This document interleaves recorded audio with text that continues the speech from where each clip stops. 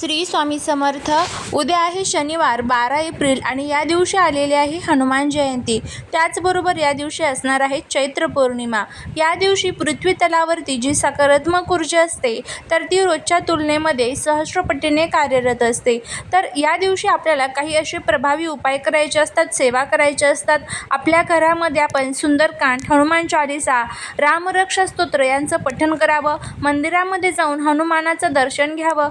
हनुमानाला गूळ, फुटाण्याचा नैवेद्य, केळीचा नैवेद्य, त्याचबरोबर खायच्या पानाचा नैवेद्य अर्पण करावा. यामुळे हनुमान प्रसन्न होतात. रुईच्या 11 पानांची माळ रामाच्या नावाने तुम्हाला अर्पण करायची आहे. याने सुद्धा आपल्या जीवनातील सर्व त्रास जे आहे तर ते दूर होत असतात.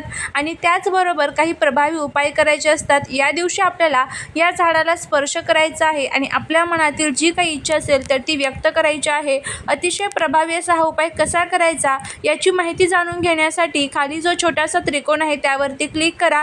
संपूर्ण माहिती मिळून जाईल. श्री स्वामी समर्थ.